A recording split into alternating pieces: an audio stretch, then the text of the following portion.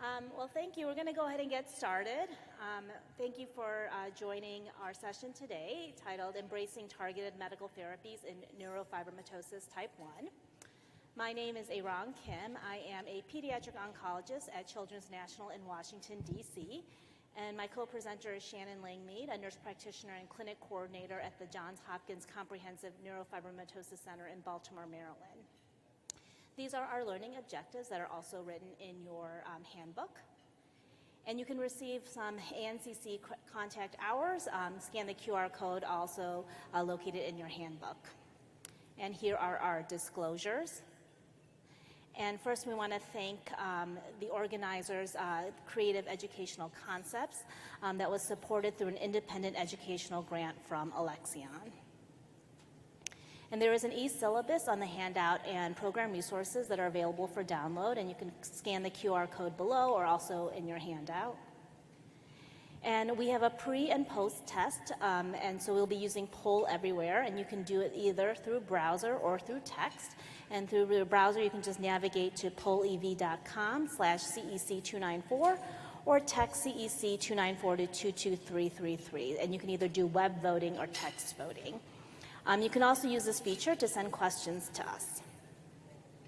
And if you have any questions for the faculty, you can put them on your question cards, and they'll be collected, and we can respond to those at the Q&A session at the end. So we can go ahead and start with the pre-test. And we're just going to go through these, and then we'll go through the answers at the end at the post-test. So which of the following is not a Keystone NF diagnostic criterion per the 2021 update? A, freckling in the axillary and inguinal regions, one or more siblings diagnosed with Nf1, two or more Lisch nodules or choroidal abnormalities, or presence of one or more plexiform neurofibromas.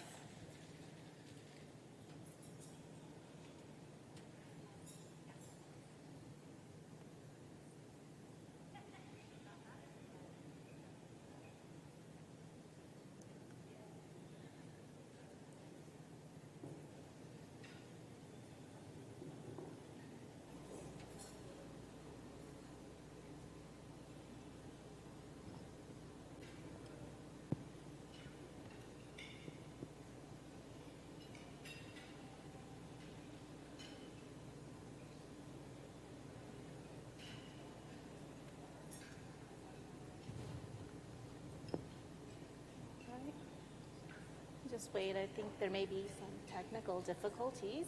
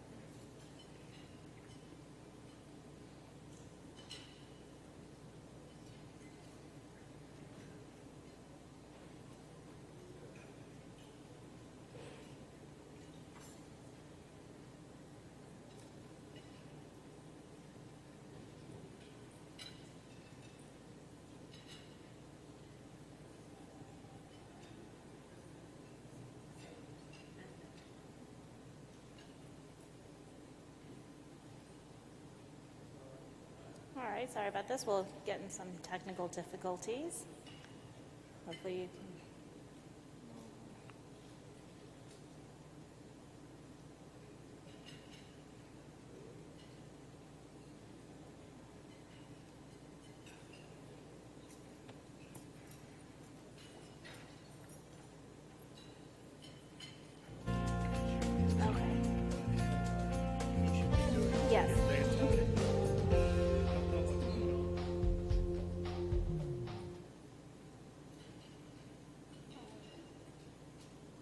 Maybe we can just go on to the second poll question. Which of the following, sorry about that. Which of the following is true about Nf1-related plexiform neurofibromas? A, they develop in about 10% of patients with Nf1. Symptoms can be related to mass effect and disfigurement. C, traditional treatment approaches to plexiform management have been highly effective. Or D, there are currently no FDA-approved therapeutics for Nf1-related plexiform neurofibromas.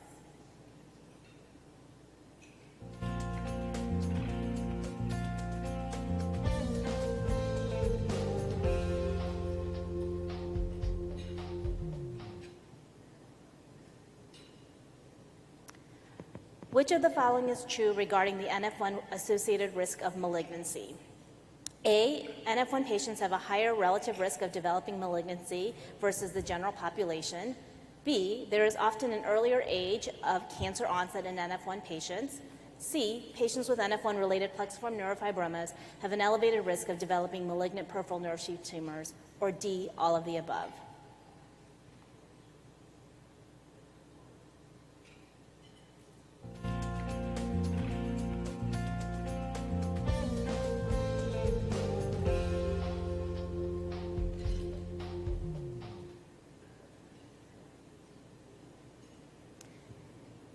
Mech inhibitors are the first drug class to exhibit meaningful clinical activity for Nf1-related plexiform neurofibromas, with one FDA-approved agent to date. Each of the following are common Mech inhibitor toxicities except A, alopecia, B, acneiform rash, C, GI upset nausea, D, paronychia.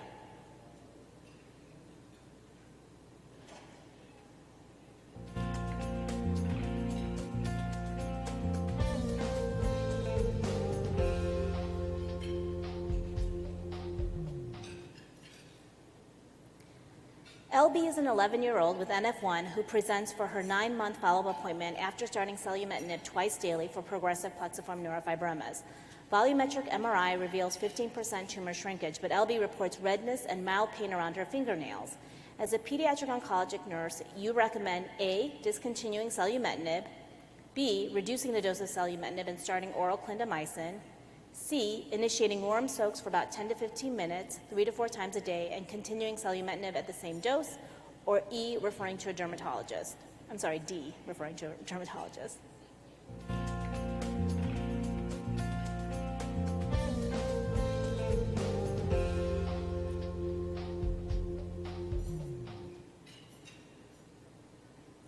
And then what is your current level of confidence in managing Nf1 patients who are receiving targeted medical therapies? A, very confident. B, confident enough to manage as part of a treatment team. C, somewhat confident. Or D, not confident at all.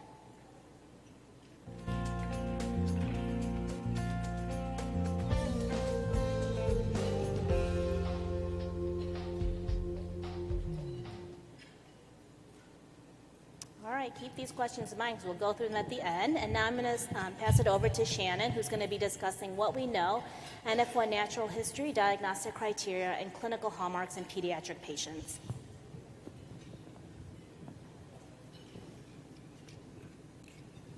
Okay.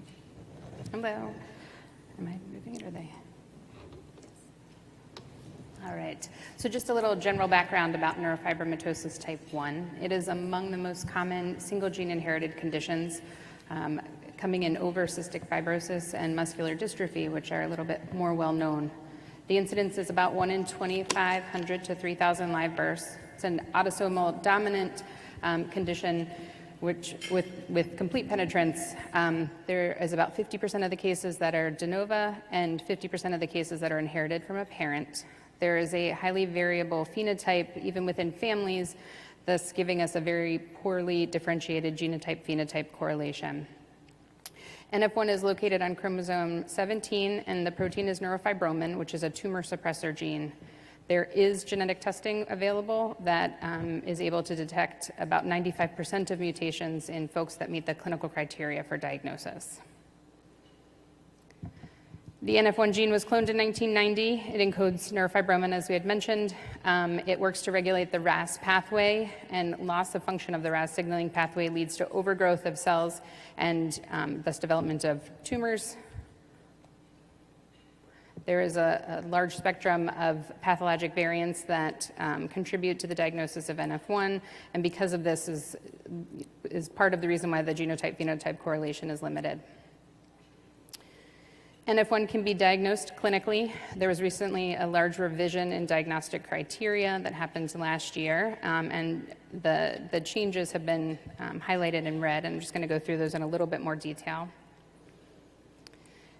Folks have to meet 2 of the clinical criteria to have the clinical diagnosis or meet the clinical diagnosis for Nf1, and those are greater than 6 cafe au lait spots, and the size is based on age, so greater than 5 millimeters in the younger children and over 15 in older children and adults. And this illustration gives an example of what cafe au lait spots look like. And also skin fold freckling in the axillary or inguinal region. And one of the new changes in the 2021 criteria was that these 2 criteria alone don't lead to the diagnosis of Nf1. They can suggest another underlying genetic syndrome, but these 2 alone don't lead to Nf1. You need one of the other criteria to meet it. And those are neurofibromas, either solitary cutaneous lesions or deeper plexiform neurofibromas. Also, Lisch nodules or freckling in the eye, or choroidal abnormalities as seen in these 2 photos. Optic pathway glioma that can happen on the optic nerve or the chiasm. And then bone abnormalities like sphenoid or tibial dysplasia or pseudoarthrosis.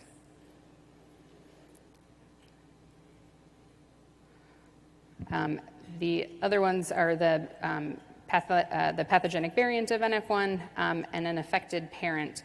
I used to say that an affected sibling met criteria, but that's been taken out. So a parent and one of the criteria in A, or 2 of the criteria in A, excluding the skin manifestations.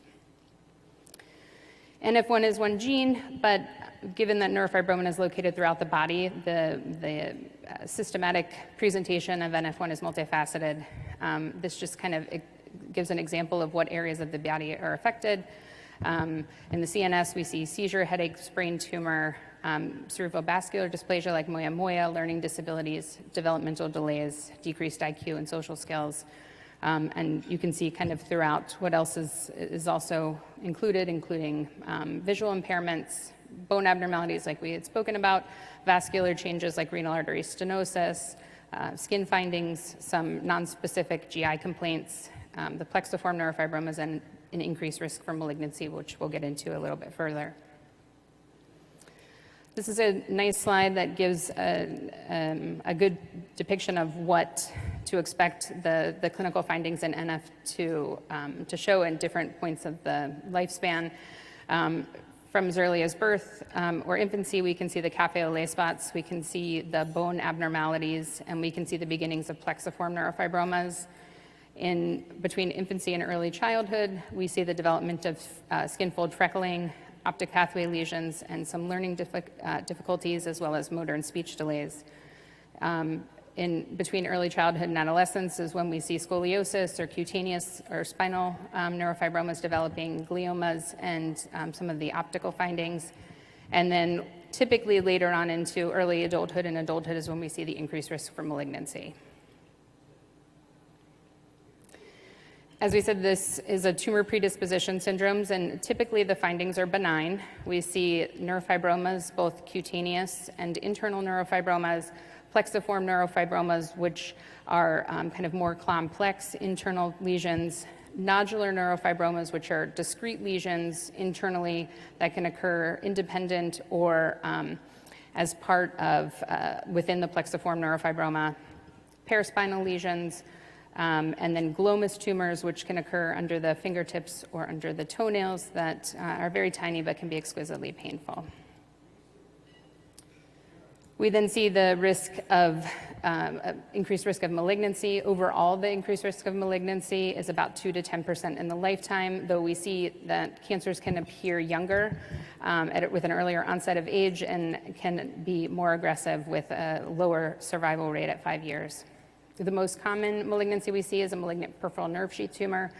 That is a soft tissue sarcoma that happens when a nodular lesion or plexiform lesion undergo malignant transformation. We see low-grade and high-grade gliomas, and we see breast cancer in women under the age of 50.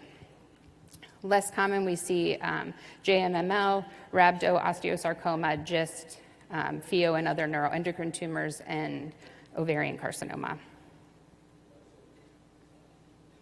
This is just another slide kind of explaining the same things. So overall, the cancers that are more common in people with NF1, cancers that are more common in a younger age, and those that appear to be more aggressive.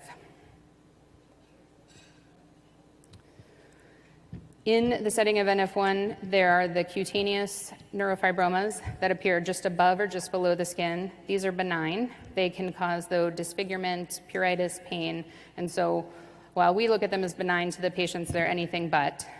And then we have the plexiform neurofibromas. Those are the deep internal lesions that are complex and can cause a lot of difficulty with appearance, pain, function loss, and these are the ones that have a higher risk of malignant transformation.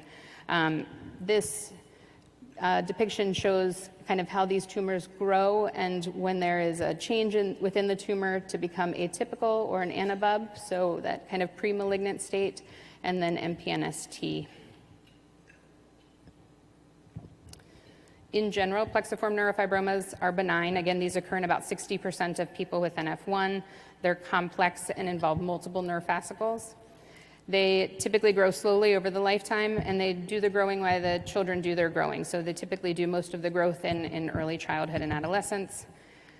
Because of the complexity, they are often inoperable or difficult to manage. They can cause disfigurement, as you can see in this photo. They can also cause functional impairment and can be life-threatening, especially when we're looking at things like airway tumors. These also, again, have a malignant transformation risk of about 8 to 13% of the lifetime.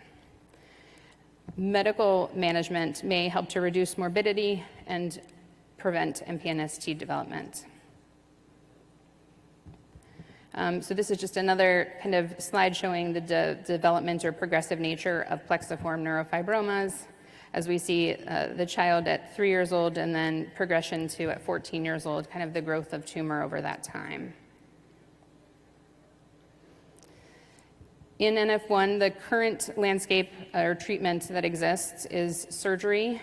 Again, because of the complex nature of these lesions, surgery can be very difficult. Tumor grows within the nerve fascicle, and surgery to reduce the tumor can often lead to a risk of nerve dysfunction.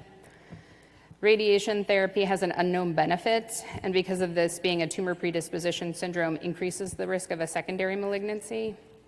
And then there's non-surgical management, which can be surveillance, management of symptoms, and more recently, drug therapy. And then I'll hand this back. So I'm going to be discussing what we're learning, renewing patient horizons with targeted therapeutics in NF1-associated tumors. So like Shannon eloquently said, the genetic syndrome mutation in NF1 really underlies the clinical manifestation and sequelae that we see from NF1. And this really is what we call a tumor predisposition syndrome, leading to a lifetime of benign, in quotation marks, because oftentimes the benign is just the malignant, the tumor itself, but has a lot of functional morbidities and an increased risk of malignancy. However, over the past couple decades, the increasing understanding in the pathogenesis of NF1 and the increased pipeline of available targeted therapies have led to new trials and therapies that are being developed specifically for patients with NF1.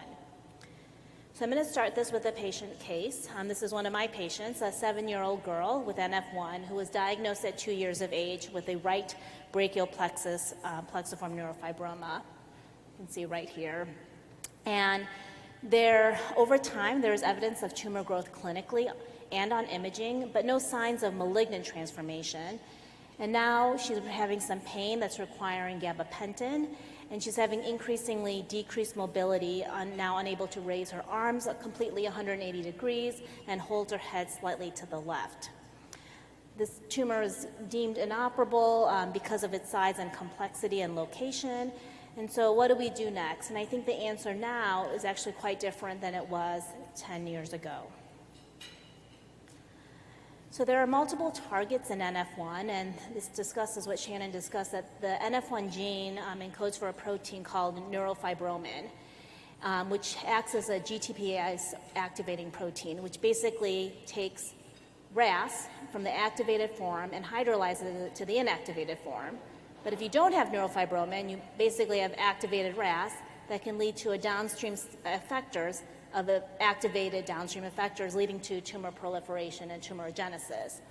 So there's many targets that we can inhibit throughout this course, but we don't know whether these targets will benefit patients in the long term, including tipifarnib, sorafenib in angiogenesis, the Mech inhibitors here, and sirolimus targeting mTOR.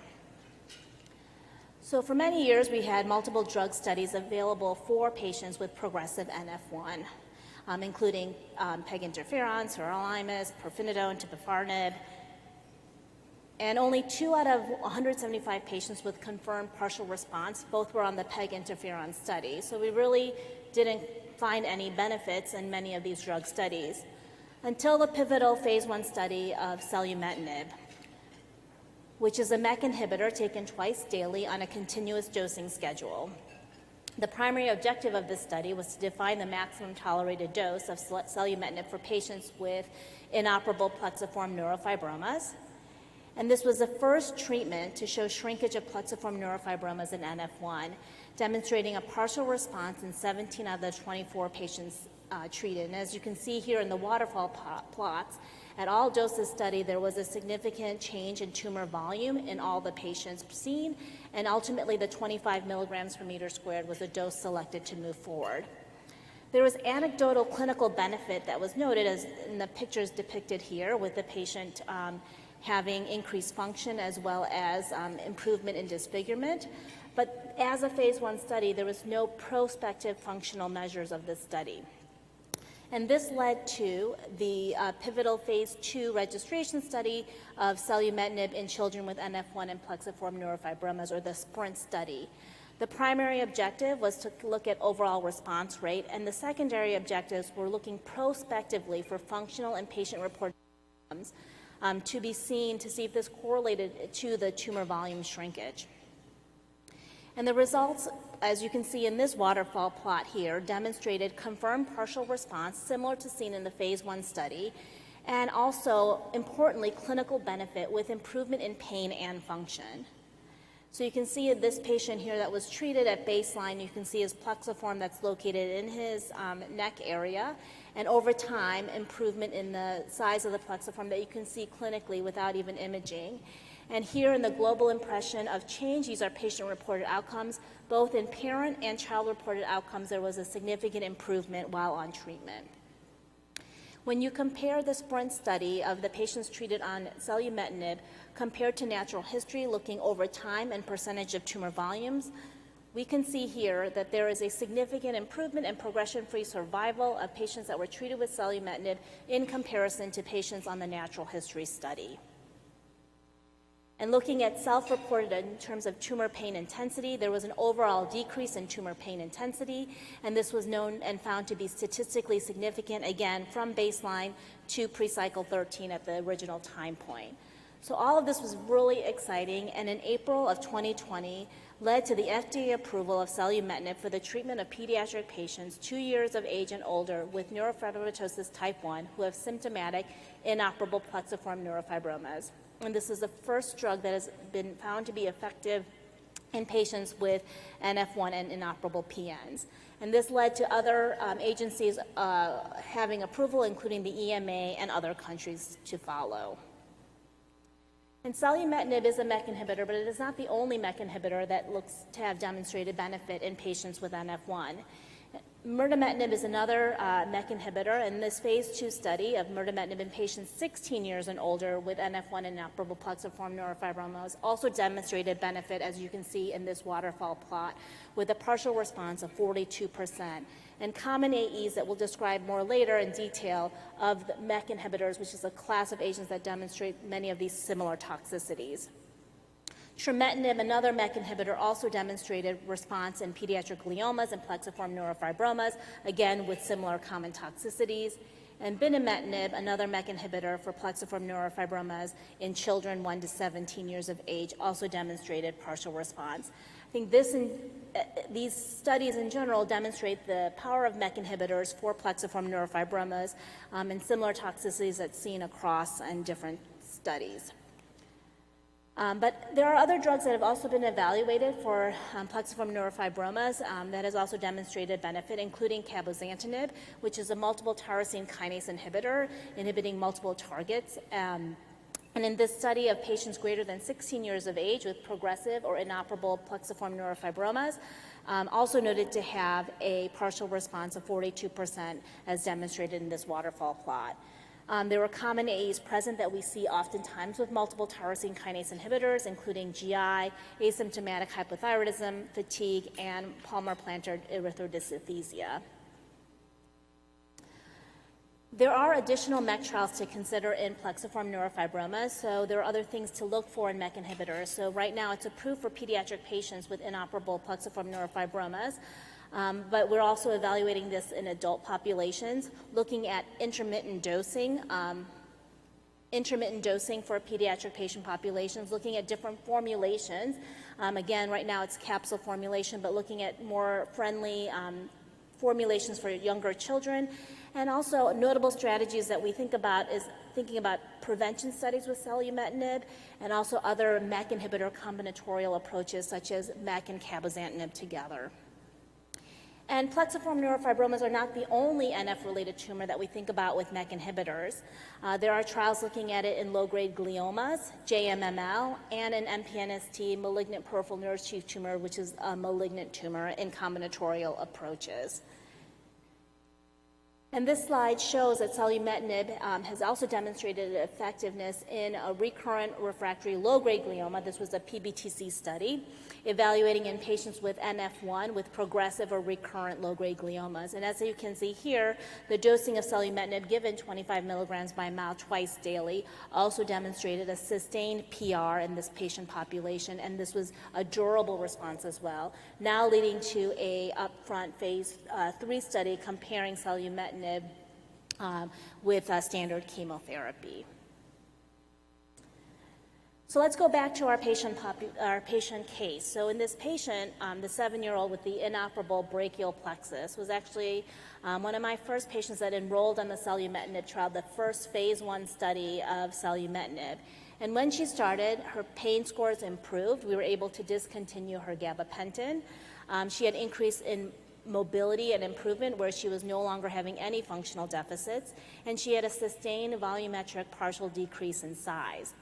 Now the question remains, how long do these patients stay on therapy, and what are the side effects? And she, like many others, had the side effects that we commonly see with Mech inhibitors that we'll describe in more detail, but the paronychia, the rash, and the weight gain. She had been on therapy for over 100 cycles and had at post-puberty, we thought, well, maybe this is the time to stop the drug and see how she does. And so we did a drug holiday, and unfortunately, she did have regrowth of her tumor. And so demonstrating the continuous drug that's needed for sustained response. And this is not her, but this was a patient that was published in the New England paper where selumetinib was held for a left ventricular function decrease right here, and when it was restarted, the tumor grew, restarted, and the tumor then again decreased in size, again demonstrating the continuous need for drugs. So there's more work to be done out there. So now I'm going to pass it back to Shannon to talk about how we change the future, thinking about patient-centric Mech inhibitor management strategies for the pediatric hem-onc nurse.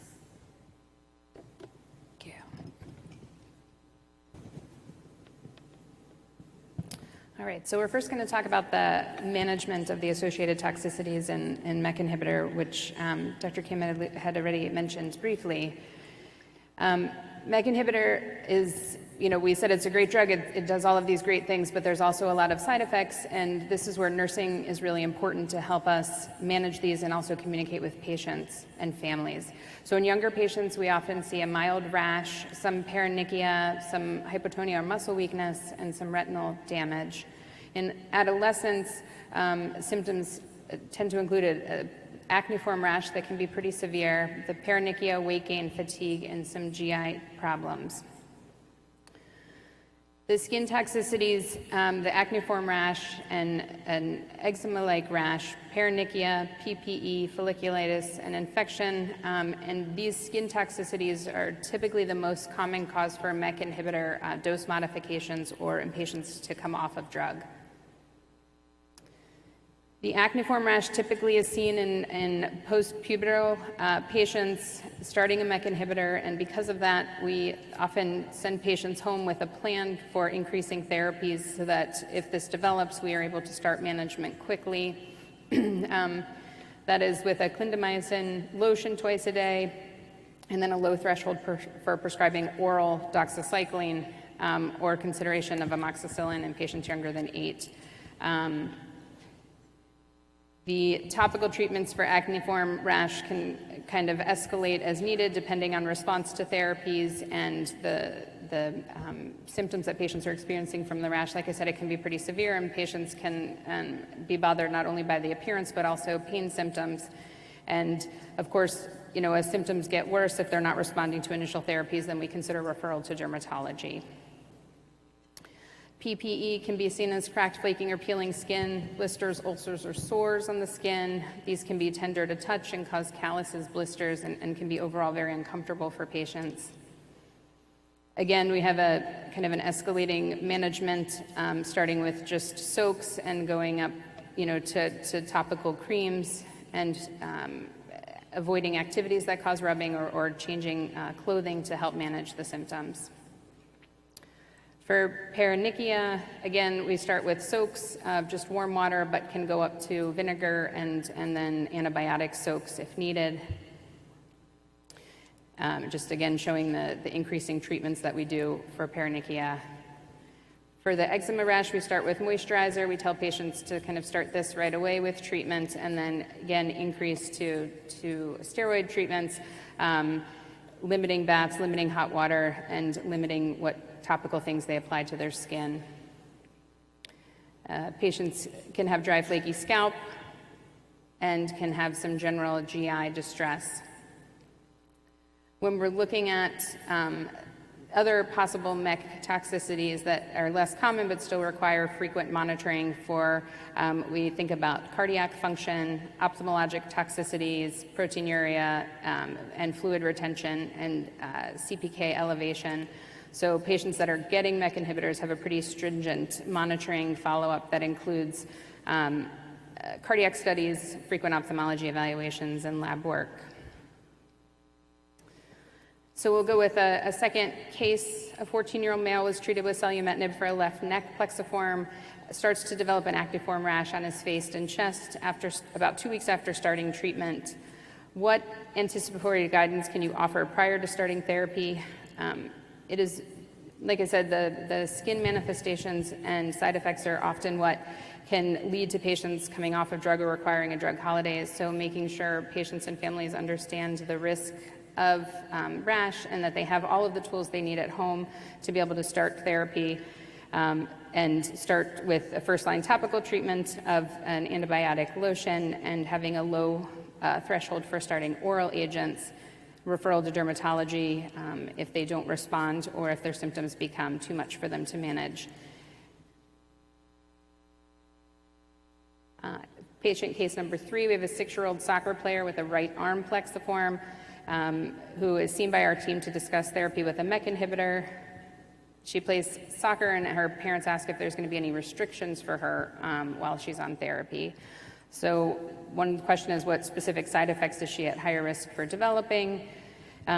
She is at risk, of course, for developing any of the skin findings. Since she's 6, we don't typically see the acneiform rash, so we wouldn't have to worry about her being on, most likely wouldn't have to worry about her being on an oral medication that would cause limited ability for her to be in the sun.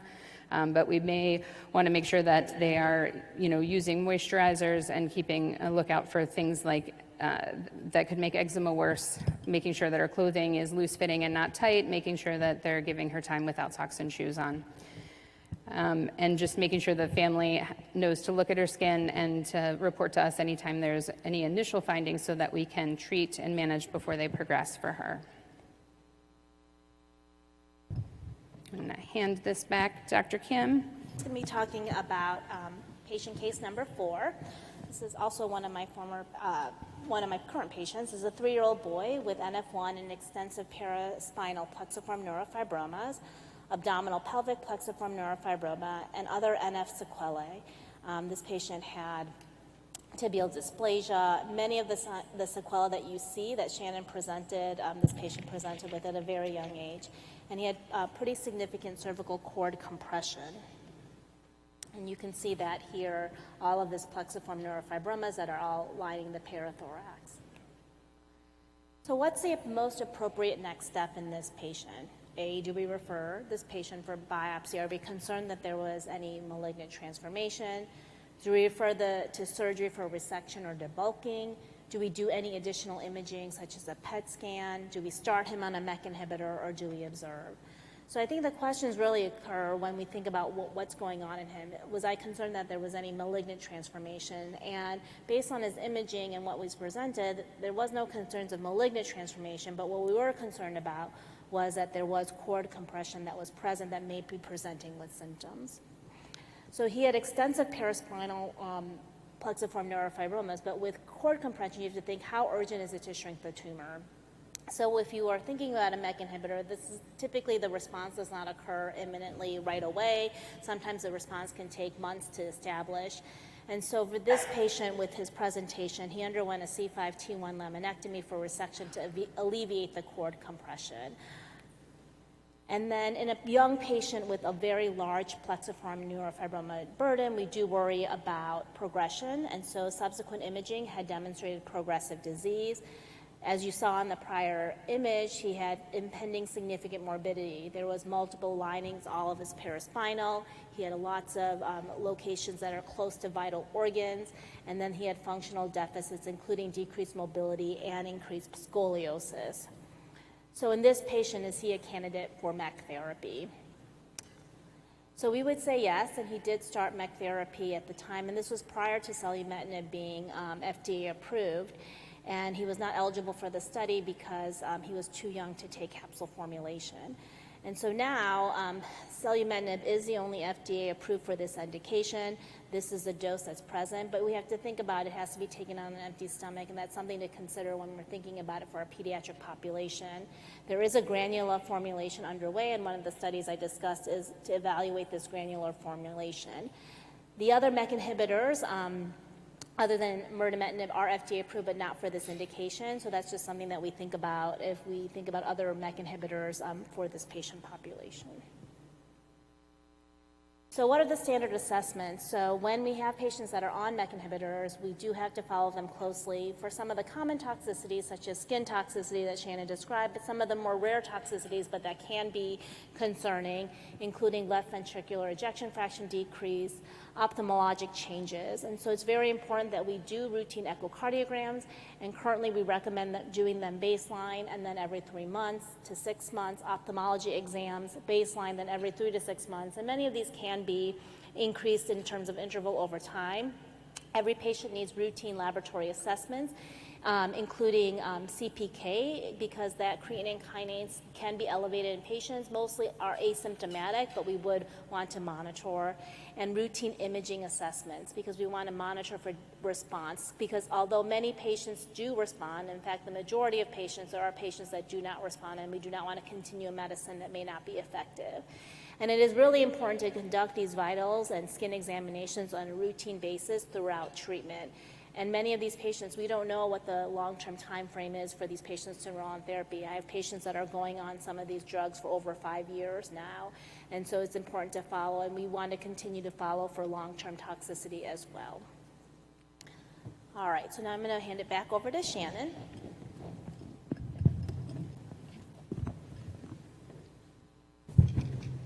All right, right, so we're going to start with another case. This is a 16-year-old female with Nf1 and a large diffuse plexiform neurofibroma of the left buttocks and pelvis that you can see kind of on the scans provided. The tumor has been progressive on imaging over the last several years, causing significant disfigurement and difficulty with her ability to wear clothing, but she doesn't have any pain, weakness, or neurologic deficits.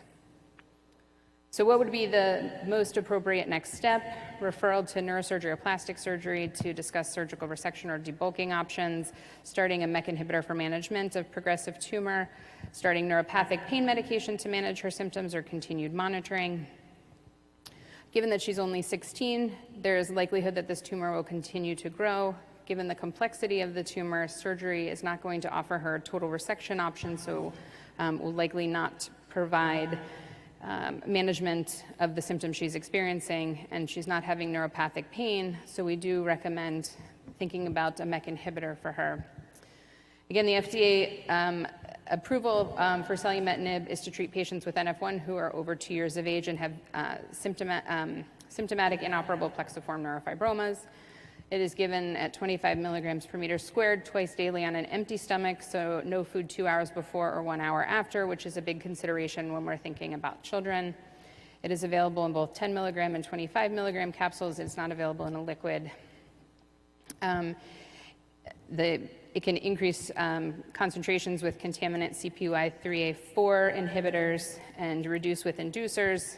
Vitamin E is not recommended. And we also have to think about financial toxicity concerns or barriers to access. When prescribing this medication, the need for collaboration is imperative. It requires an integrated collaborative approach. The oncology nurse, the oncologist, the pharmacist, neurology, advanced practice providers, geneticists, radiology, and primary care. It's really everyone that is needed in moving forward with this type of therapy. But the pediatric oncology nurse is really the first clinical point of contact for the patient and family, and really is typically the folks that bond with patients and families the most and have the most interaction. And with the side effect profile for this drug, it is really important that patients and families understand the risks and the side effects and what we expect in terms of timeline of treatment response and outcomes, because we can only see benefit of the drug if patients are able to stay on it. So patients and families often require frequent communication while on drug, make sure it's taken appropriately in regards to food, and that there's adherence to medication, that they communicate any toxicity they experience so that we can mitigate and manage and treat as quickly as possible, and provide support infrastructure for the financial side effects, the financial implications. We need to monitor toxicity and manage side effects, as was outlined by Dr. Kim, and we need to provide emotional support for patients and families during the times of drug and also during the times of evaluation. So to go back to this patient, 1 week after starting drug, despite compliance with the preventative recommendations, she reported side effect of an acneiform rash causing her to miss school due to pain and appearance. She was started on topical agents and continued on drug. Evaluation at 3 months revealed the MRI was stable. There was no volumetric reduction, but also no growth. Ophthalmology evaluation was unremarkable. She had a normal echocardiogram, lab works and vitals were normal. She had some mild GI complaints and fatigue, but felt they were manageable. But the physical exam revealed the ongoing and progressive rash. So at this point, we think about what would be the next best step, most appropriate step. To continue drug at the current dosing, patient has not been taking drug long enough to evaluate the effectiveness. So patients often experience side effects within the first couple of weeks of taking drugs, but it can take up to a year in some patients to notice benefit in tumor reduction. Do we stop drugs since there's been no improvement on the MRI? Do we reduce the dose for management of side effects? Do we consider offering a drug holiday and then restarting at current dose or reduced dose, or again, go back to consideration of surgical management? Frequent communication and routine enforcement of the expectations is really, again, and very important. Understanding the toxicities, working with prevention and symptomatic management, understanding the effects of the drugs, developing a longitudinal plan, and reviewing the potential benefits and timeline of tumor response. So again, overall, they're well tolerated, but there are side effects that can be both mild and severe, and treatment can only be effective if patients remain on drugs. So while it can, again, take many months to a year to notice potential benefits of drug, the side effects are often noticed quickly. So to maximize therapy, we have to make the drug as tolerable as possible for patients and their families.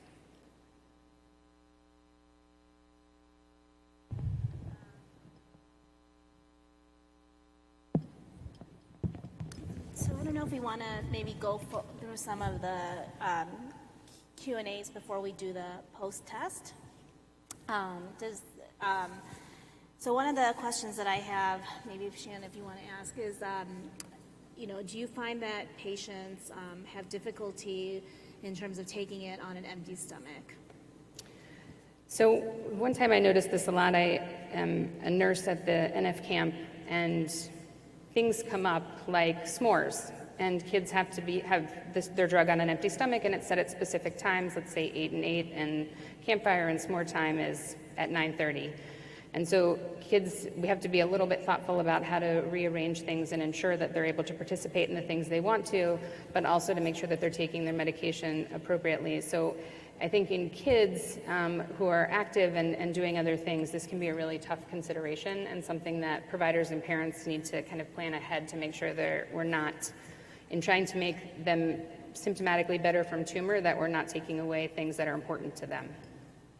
Yeah, and I've also found, and sometimes some of my parents will say, they wake their child up a little bit earlier, like sometimes around 6 or so, take the drug, just like by the bedside, they go back to sleep, and then by the time they wake up, they're ready for breakfast and they've met the guidelines, and then they take the pill before they go to bed, allowing them kind of to have that time frame so it doesn't interfere with meals. And so sometimes that works well for some of our patient population.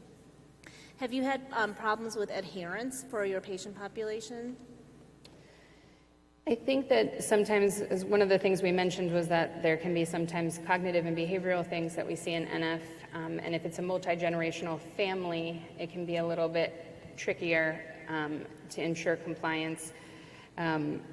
Sometimes it requires parents to oversee, and we recommend things like calendars that they can check off, or some type of reward system, or using apps on phones or laptops or things like that that can help to remind patients. But the cognitive and behavioral aspect in NF1 and in families with NF1 can definitely make that a little bit tricky.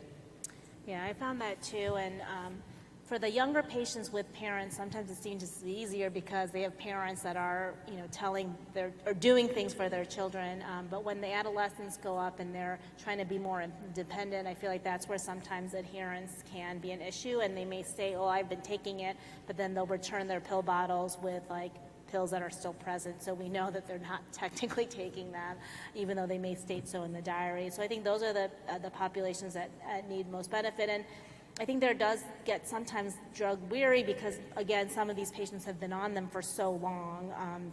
And so I think that's when some drug fatigue sets in as well. So better ways to figure out how to improve adherence, especially in the adolescent population, may be also something. And then, again, do you ever involve kind of social work or psychology to help to kind of give some of your adolescent patients some more independence and use that as a way to promote adherence?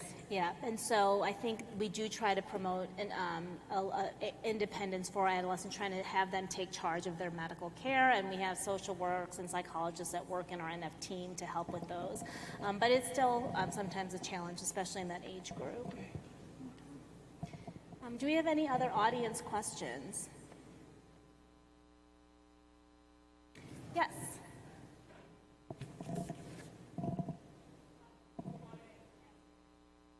Yeah. I think they're going to grab a mic. Okay.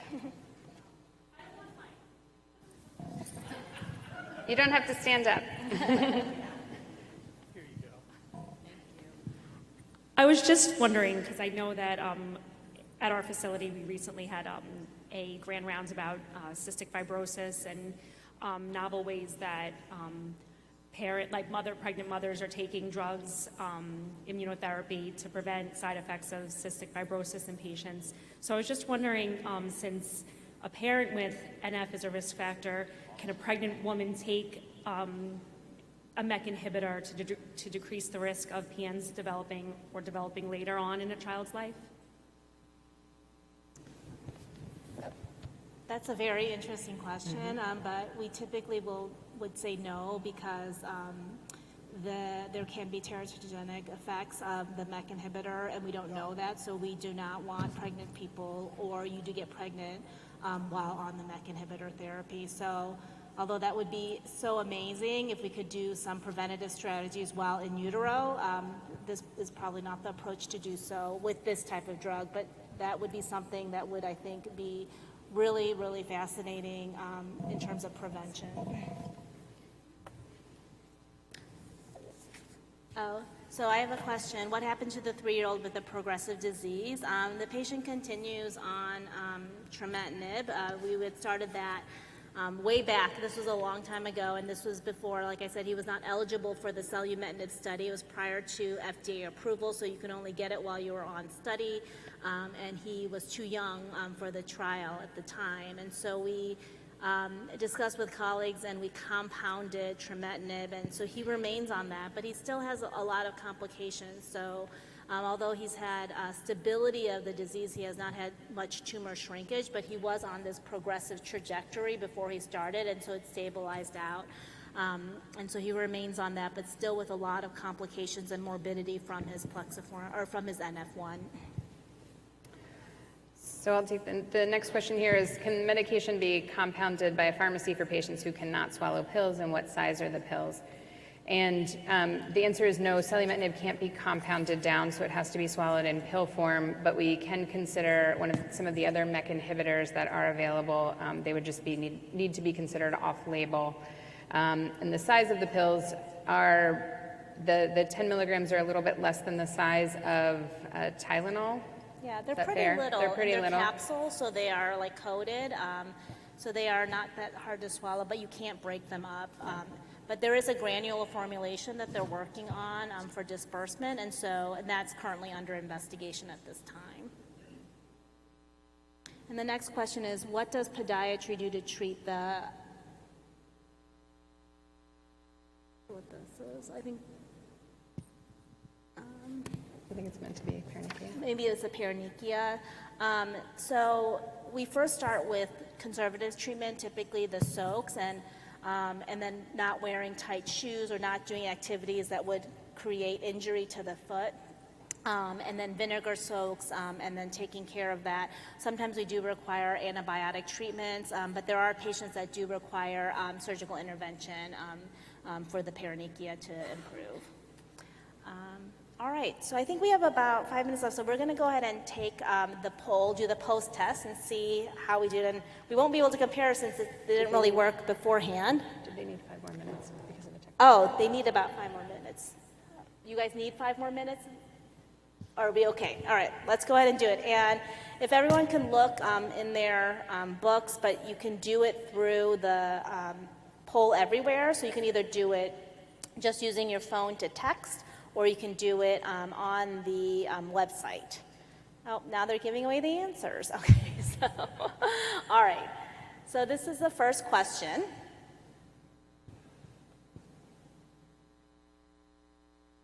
While they're getting ready to this, did I see one more person have a question in the back?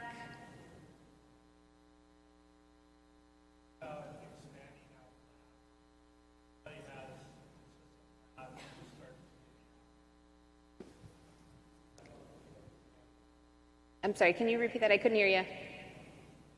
Talked about expanding out the lab work monthly.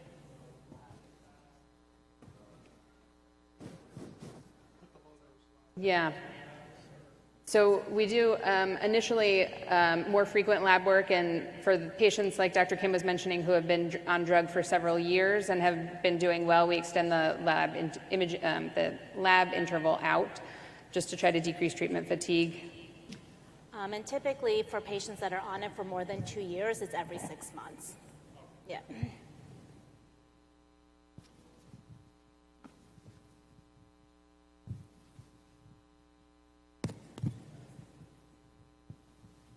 typically at the time of disease risk staging. So we'll do the disease risk staging, laboratories, exams, and assessments, including the cardiac test every 6 months after they've been on it for several years. And the ophthalmology exams we can also space out to annually after about 3 years. Do you change the frequency in which you're doing the monitoring based on age, or is it strictly based on time that people have been on drug? I've primarily done it on the time that people have been on drug, but obviously there's different toxicities that may occur for primarily the skin toxicities that are more apparent in our adolescent population. So it really depends on the exam findings on toxicity, whether we'd want to see them sooner or not. And this question is, how do you decide which Mech inhibitor to initiate? That's a good question. There is only one that is FDA approved, and so we typically start there unless there's a reason that patients can't tolerate it. They can't swallow pills, then we have to sometimes think about the others off-label. But with one available with approval by the FDA, we start there. If it's not covered by insurance, there are patient assistance programs that can help get access to drug. We had mentioned that sometimes financial considerations can be something that we have to be thoughtful about for patients and families, especially when we're thinking about a drug that they could be on for a long period of time. Yeah, and that's what we'll typically start just because of the FDA approval in terms of getting insurance authorization. If there is a clinical trial open and available, we will also consider those studies as well.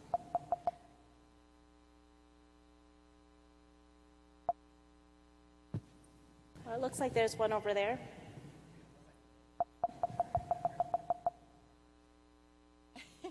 I was just wondering, like, what has been shown with the long-term use? Like you said, because as soon as they stopped it, obviously it started growing back. So have we looked into, like, a long-term effects and, like, into adulthood of being on these? Like, how long?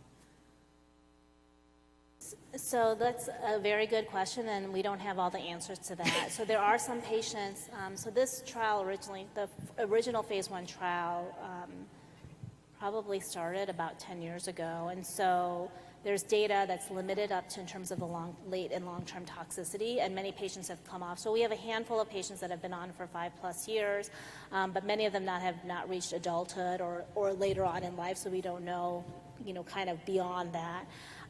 For the most part, it has been relatively tolerated in terms of long-term toxicities. As toxicities have been similar, although I do see some of the other toxicities such as weight gain and edema that may be present later on that we haven't seen earlier on, but you still see a lot of the other same side effects.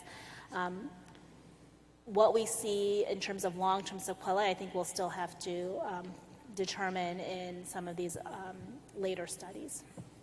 I'll just add that the adult studies are still ongoing, but in some of the earlier studies, what we've seen in patients that have had to come off of drug because they couldn't tolerate it was that they did maintain some benefit. And plexiforms do a lot of their growing in childhood and adolescence, so one of the possibilities is that as tumors kind of stop growing by natural history, that they may not require continuous treatment or as long of treatment later in adulthood.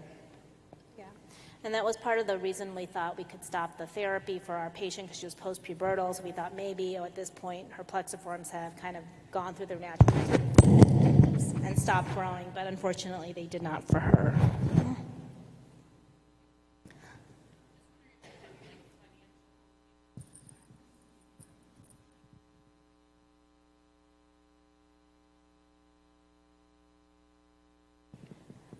So if there's no insurance, it is definitely difficult to get these drugs. So you can get the drugs potentially via compassionate use, and there's access programs, but then the problems in terms of following, so all the core, like the studies that we have to do, imaging, MRIs, echoes, ophthalmology exams, those things without insurance would be extremely difficult to achieve, even if you're able to get the agent.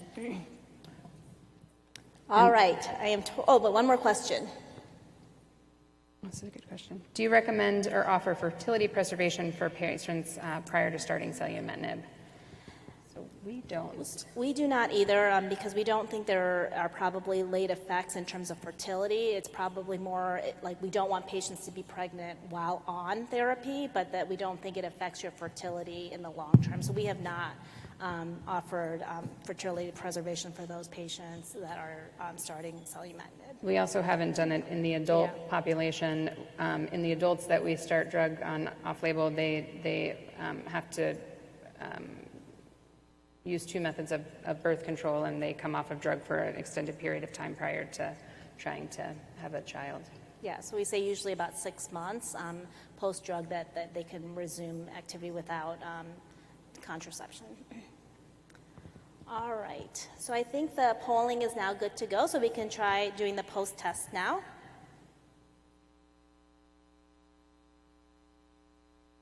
Oh, do I have to advance? Okay.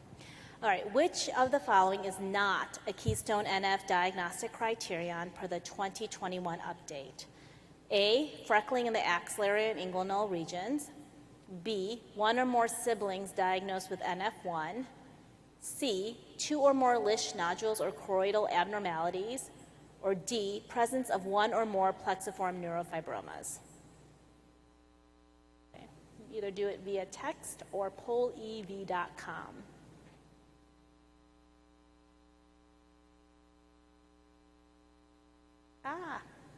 Maybe it's still not working. Well, the correct answer was B. The siblings was the criteria that was taken off of the new diagnostic criterion. Which of the following is true about NF1-related plexiform neurofibromas? A, they develop in about 10% of patients with NF1. B, symptoms can be related to mass effect and disfigurement. C, traditional treatment approaches to PN management have been highly effective. Or D, there are currently no FDA-approved therapeutics for NF1-related plexiform neurofibromas.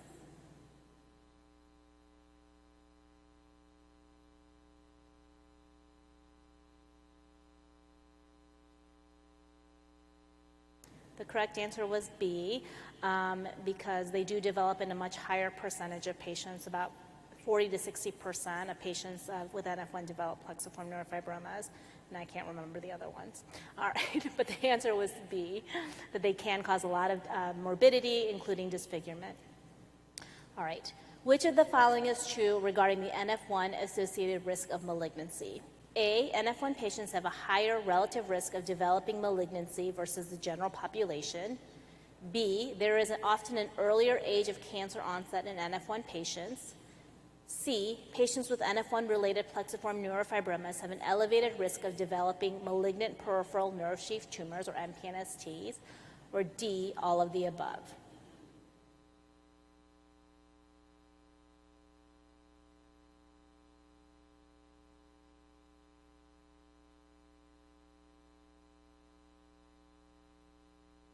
And the correct answer was D. Remember that NF1, we do believe, is a tumor predisposition syndrome leading to a lifelong benign and increased risk of malignancies, often earlier on in presentation, and other cancers that present, including MPNSTs and other malignancies.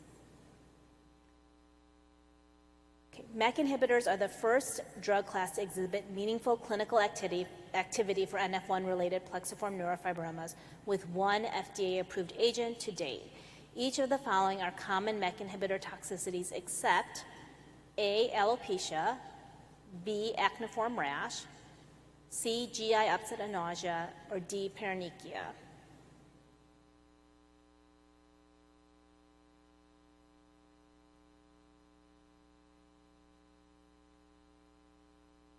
And the correct answer was A. Alopecia is not a common side effect of the Mech inhibitors. Mech inhibitors are the first drug class to exhibit meaningful clinical activity for NF1-related plexiform neurofibromas. Oh, this is the same question. Next question.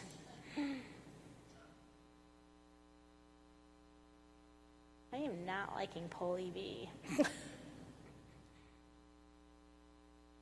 All right. What is your current level of confidence in managing NF1 patients who are receiving targeted medical therapies? Very confident, confident enough to manage as part of a medical treatment team, somewhat confident, or not confident at all. I hope everyone now says that they're very confident. All right. Thank you guys for participating in this session.